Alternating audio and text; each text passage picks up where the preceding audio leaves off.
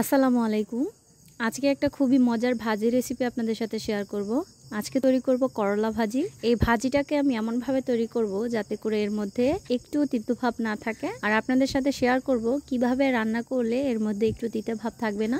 আর এই ভাজিটা এমনভাবে তৈরি করব যাতে করে এই বাসার ছোট বাচ্চারাও এটা খেতে খুবই পছন্দ করে। রান্নাটা করার জন্য প্রথমে আমি একটা কড়াই চুলার মধ্যে বসিয়ে দিয়েছি। কড়াইটা গরম হয়ে গেলে এর মধ্যে আমি অল্প একটু তেল দিয়ে দিচ্ছি। তেলটা গরম হয়ে গেলে এখন এর মধ্যে আমি দিয়ে দিচ্ছি হাফ কাপ পরিমাণ পেঁয়াজ কুচি, আর দিয়ে দিচ্ছি 1 চা চামচ পরিমাণ রসুন কুচি। এবার এটাকে হালকা একটু নেড়ে চেড়ে ভালো করে ভেজে নিব। ভালো করে ভাজা হয়ে গেলে এর মধ্যে অল্প একটু লবণ দিয়ে দিচ্ছি স্বাদ মতো, আর সাথে দিয়ে দিচ্ছি হাফ চামচ হলুদ গুঁড়া, আর এখন দিয়ে দিব হাফ চামচ মরিচ গুঁড়া। এখন এটাকে হালকা একটু মশলার সাথে মিশিয়ে দিয়ে অল্প একটু পানি দিয়ে দিচ্ছি। এবার পানিটার উপরে একটা রুই মাছের চাক দিয়ে দিলাম আমি। এখন ঢাকনা দিয়ে এটাকে কিছুক্ষণ ভালো করে কষিয়ে নিব যাতে করে মাছটা সেদ্ধ হয়ে যায়। মাছটা ভালো করে সিদ্ধ হয়ে গেলে এই মাছটাকে আমি চামচের সাহায্যে ভালো করে একটু গুঁড়ো গুঁড়ো করে দিচ্ছি। এই রান্নাটা বেশিরভাগ সময় চিংড়ি মাছ দিয়ে করা হয়ে থাকে, কিন্তু যদি এরকম বড় মাছের চাক দিয়ে এটাকে করেন তাহলে একবার ট্রাই করে দেখতে পারেন, খেতে কিন্তু খুবই মজার হয়। মাছটা ভালো করে ভুনা করা হয়ে গেছে। এবারে মাছের মধ্যে আমি কুচি করে কেটে রাখা করলাগুলোকে দিয়ে দিব। দেখতেই পাচ্ছেন এই করলাগুলোকে আমি অনেক চিকন চিকন করে কেটে নিয়েছি।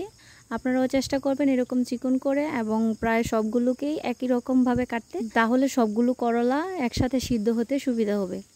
এবার করলাগুলোকে দিয়ে এর মধ্যে আমি 2-3টা ফালি করা কাঁচামরিচ দিয়ে দিচ্ছি। এবার মাছের সাথে করলাগুলোকে ভালো করে চামচের সাহায্যে নেড়ে চেড়ে মিশিয়ে দিয়ে কিছুক্ষণ জাল করে নিব যাতে করে এর নিচের করলাগুলো ভালো করে সিদ্ধ হয়ে যায়। সম্পূর্ণ ভাজিটা রান্না করার মধ্যে আমি শুধু এটাকে 2বার উল্টে পাল্টে দিব, এতে করে এই ভাজিটা তেতো হওয়ার সম্ভাবনা একেবারে কম হয়। নিচের করলাগুলো সিদ্ধ হয়ে গেছে, এখন এটাকে একটু উল্টে পাল্টে দিচ্ছি।